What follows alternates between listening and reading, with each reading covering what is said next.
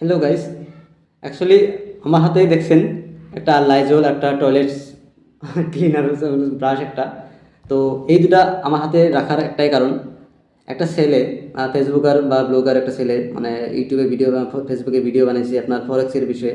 তো ওর যে ব্রেনে মাল নাই বা নলেজ নাই, সেটার জন্য আমি ওর আজকে ব্রেনটাকে ওয়াশ করে দেবো, যাতে ওর ব্রেনে ফরেক্সের বিষয়ে কিছু নলেজ আসে। তার জন্য আমি এই দুটা রাখছি। তো ভিডিওটাকে শেয়ার করবেন, ভালো লাগবে। আসসালামু আলাইকুম। আমি রাহিনুর মণ্ডল। অ্যাকচুয়ালি রিসেন্টলি আমি একটা ফেসবুকে একটা ভিডিও পেয়েছিলাম। রাকিব নামে একটা ছেলে ফরেক্স ট্রেডিংয়ের উপরে ভিডিও বানিয়েছে। তো সেই ভিডিওর উপরে আজকে আমি একটা ভিডিও বানাবো। তার আগে আপনাদেরকে এই ভিডিও রাকিব যে কী বলছে, তো কিছু একটা শুনিয়ে নিচ্ছি আপনাদেরকে। আজ বুঝবি না বুঝবি কাইল গুয়া থাপড়িয়া পারবি গাইল। ফরেক্স মার্কেটিং কতদিন পরে মারা যাইবো আজকের এই ভিডিওতে আপনাদেরকে বলবো। ভিডিওটা মনোযোগ সহকারে দেখলে কিন্তু আপনারা বুঝতে পারবেন যে ফরেক্স মার্কেটিং আসামে কতদিন চলবো আর কতদিন পরে মারা যাবো। তার আগে একটা কথা বলি, আমি যে ফরেক্স এর বিপক্ষে একটা ভিডিও আপলোড করছি, যার জন্য না ফরেক্স মার্কেট হচ্ছে সারা অল ওভার ওয়ার্ল্ডে চলে, আর ও বলছে কি আসামের কথা। মানে ওর এই ফরেক্সের উপরে নলেজ জাস্ট 1% নাই, মানে 0.0001% ওর নলেজটা আছে ফরেক্সের বিষয়ে। তো সেই নলেজ নিয়ে ও ভিডিও বানাতে চলছে। নেক্সট শুনেন। ফরেক্সে কাজ করা কিছু ভাই ব্রাদার আমাকে ফোনে হুমকি দিয়েছে, আমাকে নাকি মারবে, তাতে আমার কিচ্ছু যায় আসে না। আবার কিছু কিছু ভাই ব্রাদার কিন্তু ওই ভিডিওর কমেন্ট বক্সে যুক্তিসঙ্গত কমেন্ট করছে, যারা নাকি ফরেক্সে কাজ করে। তাদের কমেন্টের অ্যান্সার আমি ভিডিওর লাস্টে দেব। প্রথমেই বলি ফরেক্সটা অ্যাকচুয়ালি কিভাবে মারা যাবে আর কেন মারা যাবে। ফরেক্সের ফুল মিনিং হচ্ছে ফরেন এক্সচেঞ্জ মার্কেট। এটা তো লিগেল, কিন্তু এখন প্রশ্নটা হচ্ছে আপনি ফরেন এক্সচেঞ্জ করতেছেন কার আন্ডারে? যে কোনো একটা এখানে বলছে ফরেন এক্সচেঞ্জ মার্কেট। ও ফরেন এক্সচেঞ্জ মানে কি সেটাও ভালো করে বলে নেয়। ফরেন এক্সচেঞ্জ মানে বৈদেশিক মুদ্রা বিনিময়। সাপোজ আমাদের ইন্ডিয়াতে আমাদের আইএনআর চলে, আমেরিকাতে ইউএসডি চলে। তো এই বিভিন্ন কান্ট্রির আপনার যেগুলো মানি আছে বা কারেন্সি আছে, সেই কারেন্সির বিনিময় বা এক্সচেঞ্জ সেল বাই এগুলো করার টাইমে যেগুলো প্রফিট হয়, সেটাই আমরা ইনকাম করি।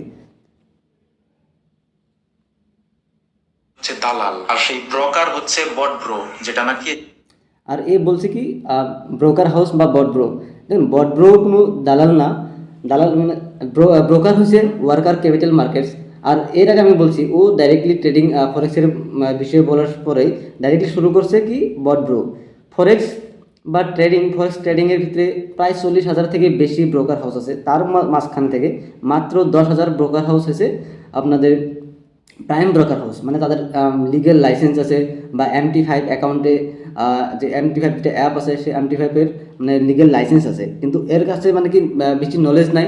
নলেজ না থাকার জন্য আজকে ডাইরেক্টলি বলছে বট ব্রো একটা ব্রোকার। বট ব্রো একটা রোবট, মানে আপনাদের ট্রেডিং রোবট, যে ট্রেডিং করে, সে একটা রোবট। আর নেক্সট হচ্ছে মানে কি, এই বট ব্রো যদি হ্যাঁ নেক্সট শুনুন।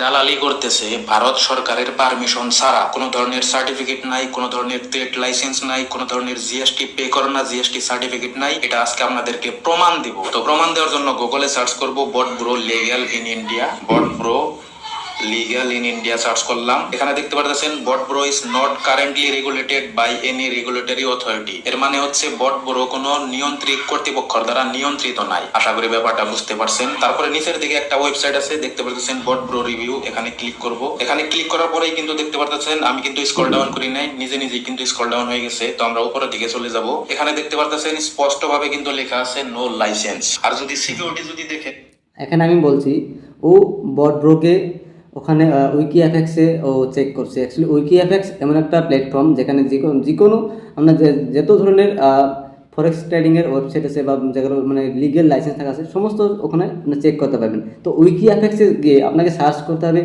Worker capital markets. ওখানে আপনাকে সমস্ত কিছু পাবে। আমি আপনাদেরকে ডাইরেক্টলি গুগলে দেখিয়ে দিব ওয়ার্কার উইকি এফএক্সে যে, এক সেকেন্ড, আমি এখানে আপনাদেরকে স্ক্রিন রেকর্ডিং দেখাবো যে উইকি অ্যাপেক্স আপনি কীভাবে চেক করবেন, আর বট ব্রোর যে রিভিউটা, সেটা আপনি কোথা থেকে চেক করবেন, সমস্ত আমি আপনাদেরকে স্ক্রিনে দেখাচ্ছি। ব্রোকার হাউসটা কি লিগেল না ইনলিগেল বা লাইসেন্স আছে কিনা নেই, সেটা আপনার চেক করার জন্য গুগলে যাবেন। গুগলে গিয়ে উইকি অ্যাপেক্স সার্চ করবেন। এখানে উইকি অ্যাপেক্সের অফিসিয়াল ওয়েবসাইটে যাবেন। এখানে আপনি যে ব্রোকার হাউসে কাজ করেন বা যে ব্রোকার হাউসটা আপনারা চেক করতে চান, সেই ব্রোকার হাউসটার নামটা লিখবেন। যেমন আমরা কাজ করে আছি, ব্রোকার হাউসটা হচ্ছে ওয়ার্কার ক্যাপিটাল মার্কেটস। আমার কিন্তু বট ব্রো ব্রোকার হাউস না। আবারও বলছি, বট ব্রোটা একটা রোবট। Trading robot. তো আমরা এখানে সার্চ করব ওয়ার্কার ক্যাপিটাল মার্কেটস। দেখুন এটার স্কোর দেখুন 4.96। আর এখানে নিচে গিয়ে দেখুন যে সমস্ত কিছু ডিটেলস আপনারা নিজেরা চেক করতে পারবেন। কোম্পানির নাম, কোম্পানির রেজিস্টার কান্ট্রি।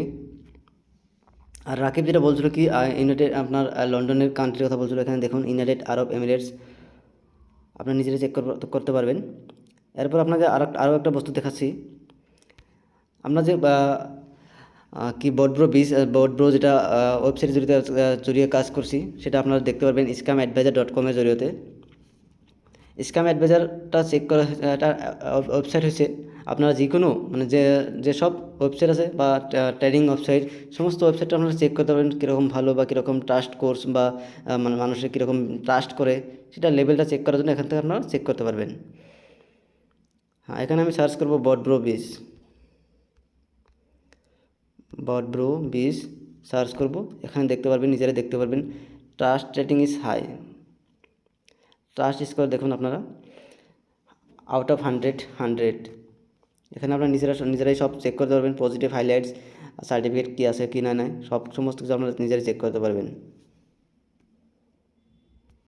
মার্কেটটা তো দখল করতে হবে, তাই না? আর যখনই মার্কেটটা দখল করা কমপ্লিট হয়ে যাবে তখনই তো বাসটা দেবে। আর একটা কথা মনে রাখবেন, যেগুলো কোম্পানি একজনের তলে আরেকজনের জয়নিং দেওয়া সিস্টেম থাকে, বেশিরভাগ কোম্পানি থাকে ফ্রড। আর এই বটব্রো নামের ব্রোকারের বিষয় যদি ভারত সরকারে জানে যে মানুষের কাছ থেকে এইভাবে টাকা নিতেছে, এখন বলছি দেখুন MLM বা নেটওয়ার্ক মার্কেটিং ফরেক্সে কীভাবে আসলো। ফরেক্সটা তো যখন বিভিন্ন দেশ স্বাধীন হয় বা বিভিন্ন দেশ যখন বিজনেস এক দেশে অন্য দেশের লোকে বিজনেস করে, তখন থেকেই ফরেক্স চলছে। কিন্তু তখন থেকে মানুষে এই কোন কারেন্সির দাম বাড়বে কি বাড়বে না সেটা বাড়বে, সেটা ফরেক্সে কাজ করতে গেলে বহুত মার্কেট নলেজ লাগে, স্কিলস লাগে। এই ক্যান্ডেল যেগুলো মানে ফরেক্সে যে আপ ডাউন করে মার্কেট আপ ডাউন করে সেটার মানে নলেজ লাগবে, সেটা করতে গেলে সবাই শিক্ষিত হতে হবে, শিক্ষিত না হলে কাজ করতে পারবে না। কিন্তু এখন যুগ পাল্টে গেছে, তো জামানা ধরুন যুগটা আগের যুগের থেকে বহুত তফাৎ, কারণ যুগ পাল্টে গেছে, জামানা পাল্টে গেছে, আর্টিফিশিয়াল এসে গেছে, রোবট এসে গেছে, ইন্টারনেট এসে গেছে, সমস্ত কিছু এসে গেছে। তো এখন যদি সে আগের মধ্যে যদি প্রশ্নগুলো সিস্টেম থাকে তো মানুষ তো চলবে না। এখন রোবট এসে গেছে, তো রোবট সমস্ত কাজ, মানুষের কাজ সমস্ত কাজগুলো যেগুলো টেকনিক্যাল বিষয় সেগুলো রোবটে কাজ করে। তো আমরা এখন জাস্ট ইনভেস্ট করব, বাস রোবটে আমাদের কাজ করবে। যেমন আমি একটা গাড়ি কেনার পরে গাড়িটাকে আমি ভাড়ায় চালাবো, তো একটা ড্রাইভারকে হায়ার করতে হবে। ড্রাইভারে সারাদিন গাড়ি চালাবে, আমাকে লাস্টে মাসের শেষে বা দিন শেষে আমাকে কিছু একটা ইনকাম দেবে। যেমন তো আপনার আমি রোবটকে হায়ার করলাম 1 বছরের জন্য, রোবট আমার অ্যাকাউন্টে যত টাকা থাকবে সেই রোবটে আমার টাকাটা বিজনেস করে দিবে, মানে সে বাই করবে, সেল করবে, বিভিন্ন দেশের কান্ট্রির টাকাগুলো দিয়ে ও বিজনেস করবে। তো সেটা রোবটে করবে, আমি করতে হবে না। তো আমার সেটা নলেজ না হলেও চলবে। তো সেই জন্য আর কি MLM সিস্টেম করা হয়েছে, যাতে বাকি মানুষগুলো যাতে এই MLM সিস্টেম যাতে ইনকাম করতে পারে। বা আমি আগের দুনিয়ায় যেখানে ফরেক্স আসলো, তখন বেশিরভাগ মানুষে অন্য কাউকে মানে কি এই বস্তুটার বিষয়ে নলেজ দেয় নাই, বা কারণ নলেজ দিতে গেলে একদিন নলেজ দেওয়া হবে না, বহুত শিখতে হবে, শেখার পরে সে করতে হবে। তো এত টাইম কে ইনভেস্ট করবে? টাইমের তো একটা মূল্য আছে। তো এখন মানে কি টাইমের মূল্য দেওয়ার জন্য সেটা যদি টিম কেউ বানায়, টিমের থেকে একটা ইনকাম পাবে, তো ইনকামের জন্য সবাই সব কিছু করতে পারবে, তাই না? দিন হইলেও এইটা হবে। একটা কথা বলি ভাই, আমি নিজে ফরেক্সে অ্যাকাউন্ট করছিলাম, তারপরে আমি ওখান থেকে ঠক খাইয়ে কিন্তু বাদ দিছি ফরেক্স। তাহলে আপনারা ব্যাপারটা বুঝতে পারছেন যে আমি কেন ফরেক্স বাদ দিছি। সময় থাকতে আপনারাও বাদ দেন। ফরেক্সে বিগত 3-4 বছর চলছে, কিন্তু আজ পর্যন্ত কোনো একটা কাস্টমার বলতে পারবে না যে আমার টাকা লস গেছে। কারণ রোবটে সেটা গ্যারান্টি দিচ্ছে যে যেটা প্রিন্সিপাল অ্যামাউন্ট সেটার সমস্ত গ্যারান্টি বটব্রোর থাকবে। তারপরে প্রত্যেক মাসে আপনার মিনিমাম 5% থেকে 10% মতো আপনার প্রফিট পাবেন। তো 5% নিচে কোনোদিন পাবেন না। তো ও বলছে কি আমি ঠক খাইছি, ঠকটা কীভাবে খেলো সেটা ওকে আপনারা বলবেন আর ভিডিওটাকে শেয়ার করবেন। বড় ইউটিউবার ডিম্পু বড়ুয়া, উনি কেন ফরেক্সে কাজ করতেছে না? আসামের ক্রিকেটার রিয়ান পরাগ, উনি কেন ফরেক্সে কাজ করতেছে না? আসামের জুবিন গার্গ, উনি কেন ফরেক্সে কাজ করতেছে না? ওনারা চাইলে কিন্তু দিনে 3-4 হাজার আইডি বানাইতে পারবো। কারণ কি পাগল নাকি? সাপোজ একজনের যে কাজ করে না সে কাজ করতে পারবে নাকি? সাপোজ ডিম্পু, ও বলছে কি আসামের সবচেয়ে বড় ইউটিউবার, আসামের সবচেয়ে বড় ইউটিউবার মুস্তাফিজুর রহমান। হ্যাঁ, আসামের সবচেয়ে জনপ্রিয় ইউটিউবার আছে ডিম্পু বড়ুয়া বা রিয়ান পরাগ। মানে কোথা থেকে কি নাম বলছে, মানে ধরুন যদি হিমন্ত যদি বলেন যে হিমন্ত তো আসামের মুখ্যমন্ত্রী, ও চাইলে দিনে 1000টা মানে আইডি করতে পারবে, সবাই কি সব কাজ করবে নাকি? মানে এর মাথায় ভিতরে কিছু আছে কিনা আমি জানি না, সেটা ভাবছি ওকে এই লাইজল দিয়ে আর এই টয়লেট সাফ করা ব্রাশ দিয়ে ওর মাথাটাকে আমি ওয়াশ করতে চাই। যদি কেউ পারেন ওকে আমার কাছে নিয়ে আসবেন, ওকে একটু সাফা করে দেবো। যদি কোটি কোটি টাকা ইনকাম করা যাইতো তাহলে কিন্তু মানুষ টাকা ইনভেস্ট করে সুপার মার্কেট দিত না, মানুষ কিন্তু টাকা ইনভেস্ট করে মোবাইলের দোকান দিত না, সবাই ফরেক্সে ইনভেস্ট করতো আর ঘরে বসে বসে খাইতো, তাই না? আর এখন বলুন, মানুষের ইনকাম সোর্স বেশি বানায় না কম বানায়? তো এর মধ্যে কি দিমাগ আছে কিনা নাই? যে মানুষের যদি একটা ইনকাম সোর্স থাকে তো একটার উপরে ডিপেন্ডেন্ট হয়ে থাকবে। তো মানুষ সবসময় চায় যে আমার 4-5টা ইনকাম সোর্স থাকুক। তো কেউ সব শপিং মল খুলবে বা মোবাইল দোকান খুলবে, ধরুন ট্রেডিশনাল বিজনেসও করতে হবে, তার সাথে সাথে আমরা যোগ পাল্টে বা আমার স্মার্ট বিজনেসও করতে হবে। তো আমি যদি ক্ষেত কাম না করি, যদি সবাই যদি ভাবে যে আমি ক্ষেত কাম করবো না, তাহলে আমরা খাবো কি? ফরেক্সে তো আমরা খালি টাকাই পাবো, কিন্তু আমাদের তো অন্য অন্য কাজও করতে হবে না। সেইটাই এই পাগলের মাথায় কোনো ধরে না। এরপরেও ও বলছে কি আপনারা ফরেক্স বাদ দিয়ে হয়তো হেলথ ইন্স্যুরেন্স করবেন, লাইফ ইন্স্যুরেন্স করবেন, এগুলো প্রফিট থাকে, বা এলআইসি করবেন।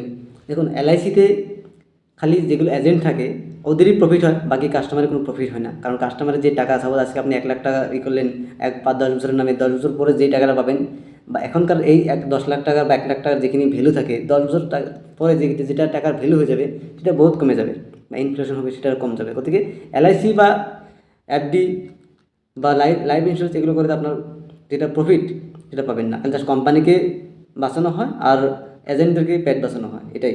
তো আপনারা এই ভিডিওটাকে বহুত শেয়ার করবেন, যারা যারা মানে কি এই ফরেক্স রাকিবের কথা শুনে অনেক টাকা উজ্জ্বল করেছে বা ফরেক্স করবে না, না করুক বা না করুক সেটা ব্যাপার না, এই ভিডিওটাকে পাঠিয়ে দিবেন ওর, যাতে এই ভিডিও জড়িয়ে কিছু কিছু কিছু হলে যাতে ওর ভিতরে নলেজটা আসে। আর পাবলিক আপনাদেরও শেয়ার করবেন। সো এরপরেও আমি আরও ভিডিও নিয়ে আসবো। অ্যাকচুয়ালি আমি কোনো প্রফেশনাল ভিডিওগ্রাফার বা ইউটিউবারও না বা ফেসবুক ব্লগারও না। তো আমি এই রাকিবের ভিডিওটা দেখে মানে কি ভাবলাম যে একটা ভিডিও বানাতে হবে, কারণ আমিও ফরেক্সের লগে জড়িত আছি বা ফরেক্সের সাথে জড়িত আছি। অ্যাকচুয়ালি ফরেক্সের সাথে আমি বিগত 2021 থেকে জড়িত হয়েছিলাম, মাঝখানে আবার বাদ দিয়েছিলাম। তো আবার এখন নতুন করে আবার শুরু হয়েছে। তো আমি এরপরও আরও ফরেক্সের বিষয়ে আমি ভিডিও নিয়ে আসবো, কারণ ফরেক্সের বিষয়ে আমার অনেক কিছু কিছু হলে নলেজ আছে। তো সেইটা নলেজটা আপনাদের কাছে শেয়ার করবো। আর এটা খুবই ট্রাস্টেড একটা প্ল্যাটফর্ম, আপনারা ভালোভাবে কাজ করতে পারবেন, ভালো একটা প্রফিট পাবেন। Thank you.